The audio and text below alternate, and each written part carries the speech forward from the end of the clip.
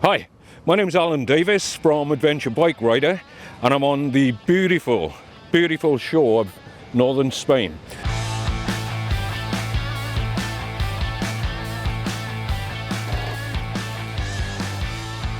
We've just finished 2 days riding 700 kilometers, and in some instances my life have depended on these bikes here.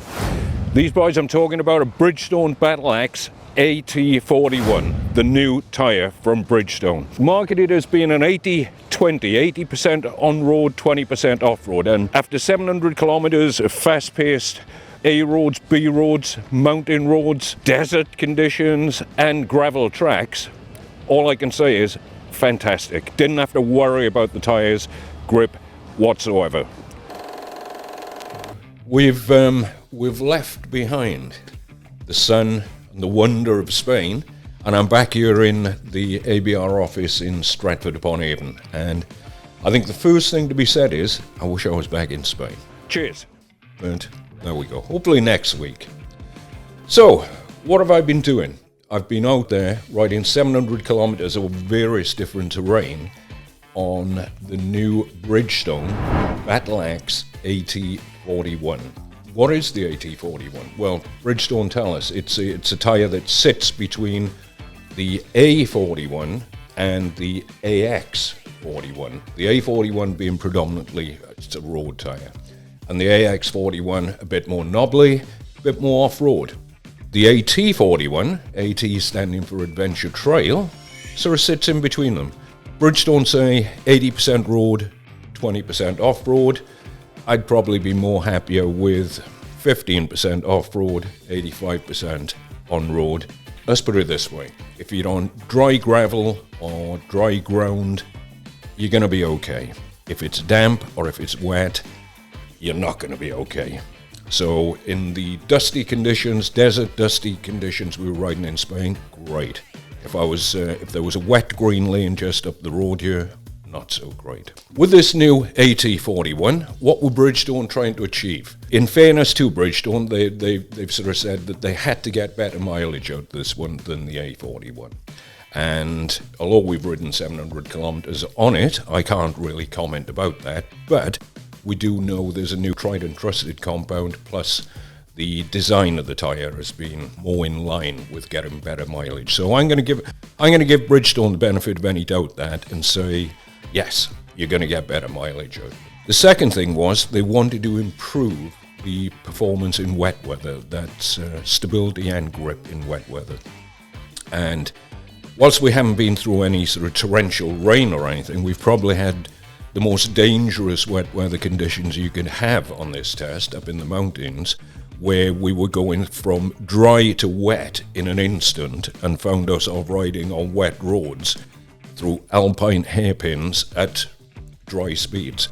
I'll come on to that a bit later, but I'm still here, so it obviously worked. The third thing is they wanted it to look more adventurous, and they've done that with this blocky design, which also helps with wet weather performance, and in all honesty, I think they've done a good job.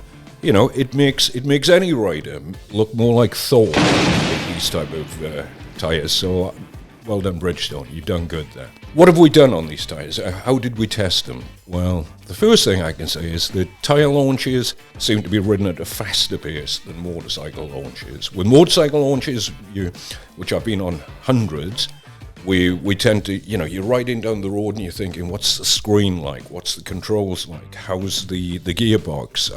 And so on and so on and so on. There's so many things to think about.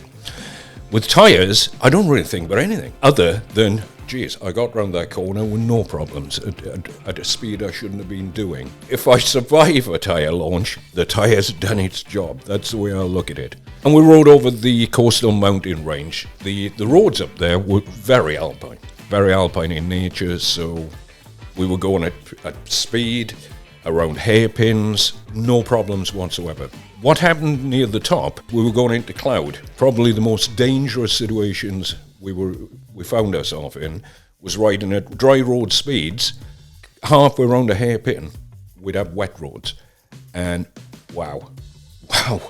There was quite a few of these bends where I was thinking, oh, geez, I hope they've got these tyres right. Unfortunately, they did. I'm still here, like I say. although we didn't have torrential rain, we did have wet road conditions, and we were riding at dry road speeds. Performance, 100%. Didn't even feel a little bit of movement, a little bit of slide whatsoever. So, dry road performance on mountain roads with hairpins and wet road performance on mountain roads with hairpins, first class. Excellent.